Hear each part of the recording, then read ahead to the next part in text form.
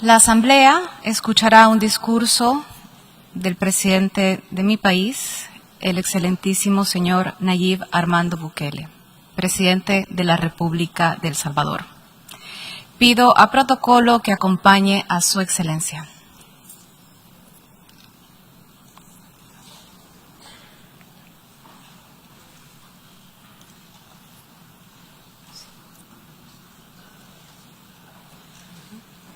En nombre de la Asamblea General, tengo el honor de dar la bienvenida a Naciones Unidas al excelentísimo señor Nayib Armando Bukele, presidente de la República de El Salvador, y de invitarlo a dirigirse a esta Asamblea.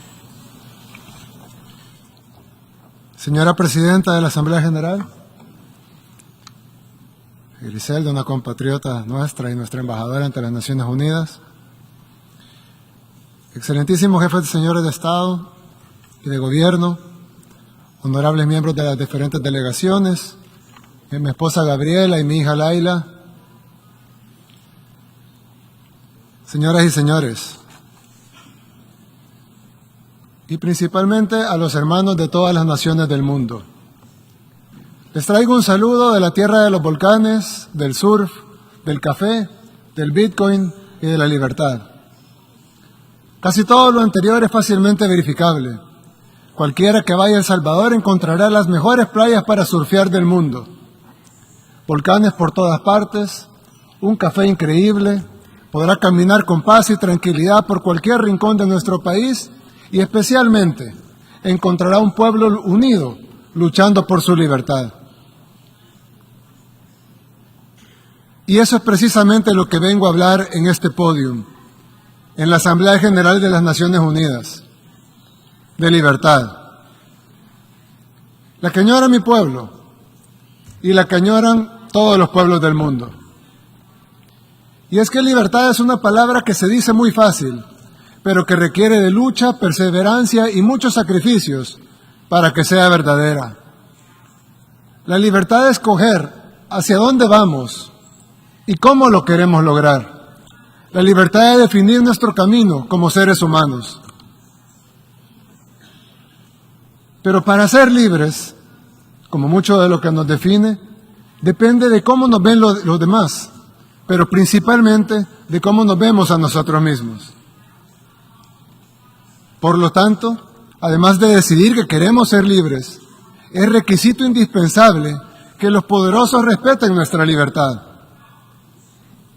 Yo vengo de un pueblo que durante mucho tiempo se vio a sí mismo como menos que los demás. Vengo de un pueblo donde nunca habíamos tenido el valor de tomar nuestras propias decisiones. Vengo de un pueblo donde nuestro destino siempre fue controlado por otros.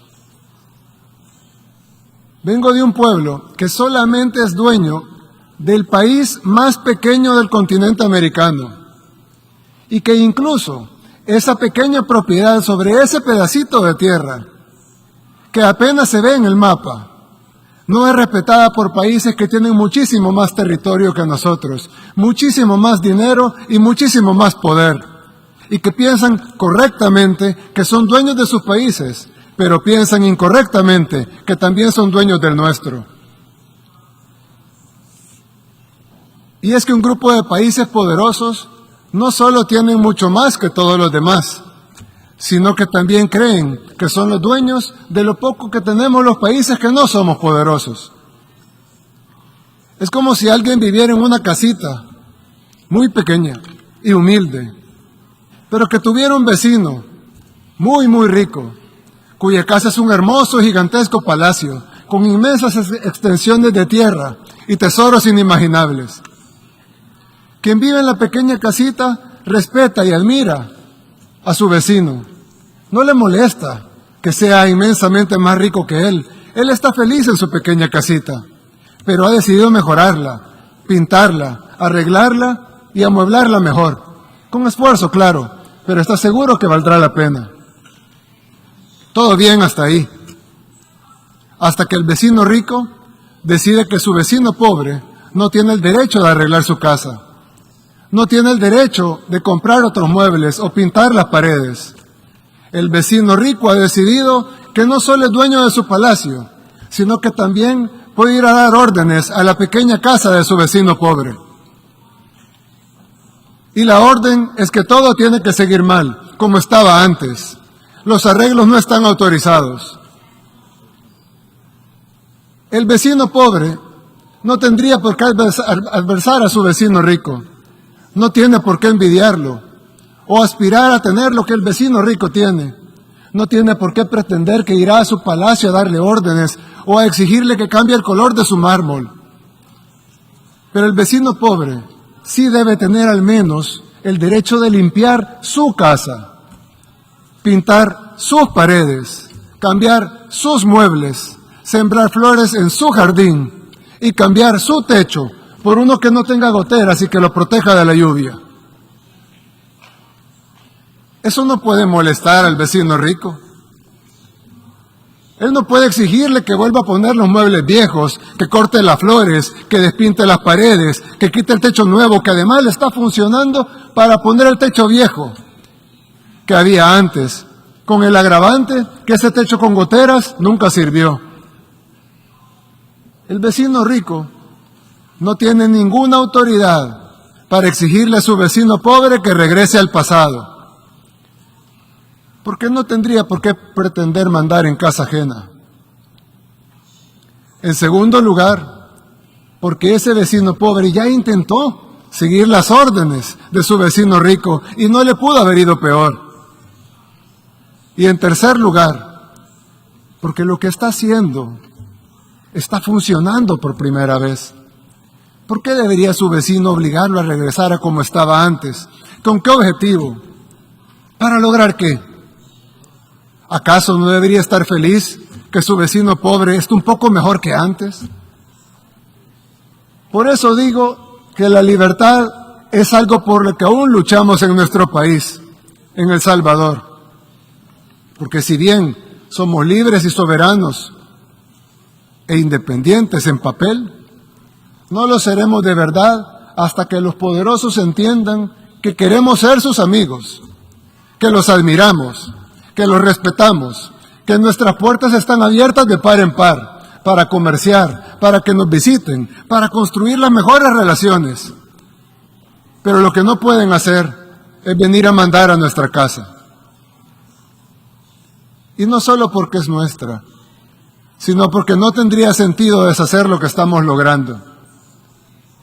En poquísimo tiempo, El Salvador ha pasado de ser el país más peligroso del mundo, literalmente, el país más peligroso del mundo, a estar en camino a ser el país más seguro de América.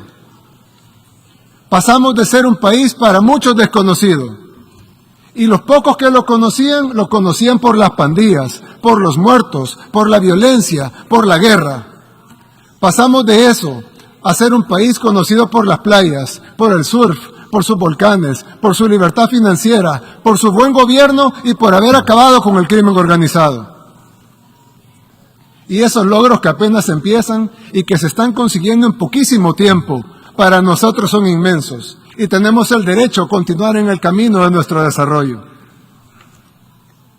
Por eso dije al principio que la libertad es algo por lo que aún luchamos, porque todavía necesitamos que se nos reconozca nuestro derecho a ser libres, a ser independientes de verdad. Quise utilizar este podium para decir estas palabras, porque tal vez no solo resonarán en mi país, El Salvador, sino también en otros pueblos del mundo, que como el mío, quieren construir su propio camino, con libertad.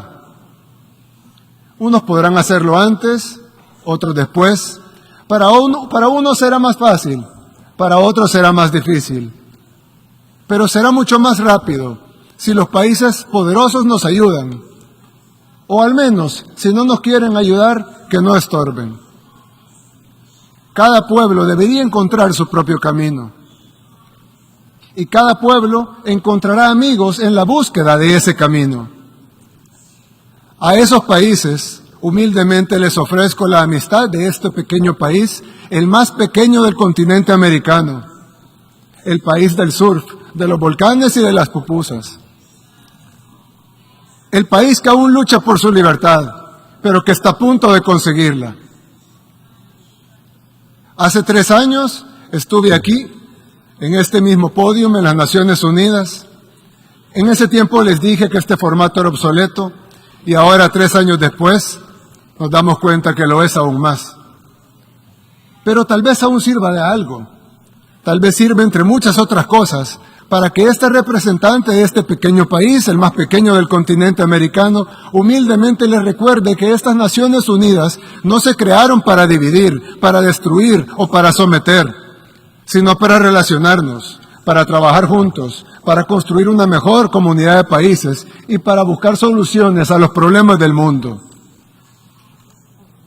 Pero con el respeto absoluto a la soberanía y a la autodeterminación de cada país y de la manera que dice la misma Carta de las Naciones Unidas en el primer principio de cómo sería esta organización. La organización está basada en el principio de la igualdad soberana de todos los pueblos. Y como dice uno de los principales propósitos por los cuales se fundaron las Naciones Unidas, fomentar entre las naciones relaciones de amistad basadas en el respeto al principio de la igualdad de derechos y a la libre determinación de los pueblos.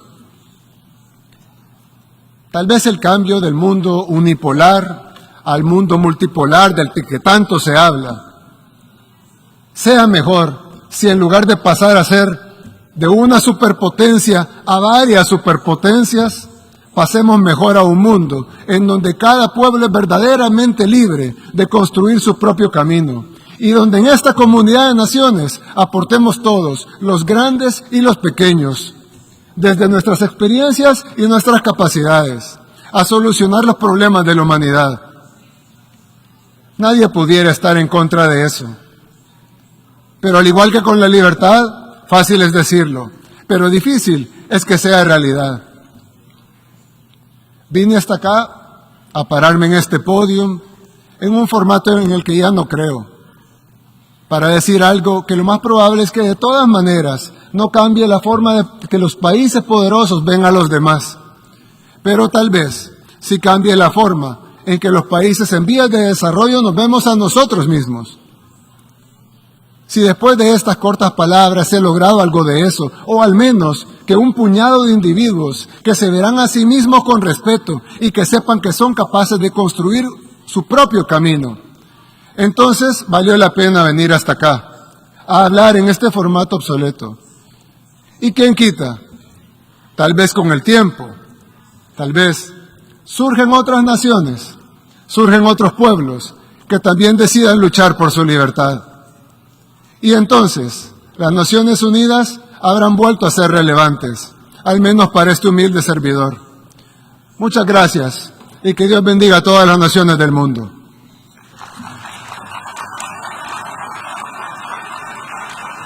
En nombre de la Asamblea, deseo agradecer al presidente de la República de El Salvador la declaración que acaba de formular y pido a protocolo que acompañe a su excelencia.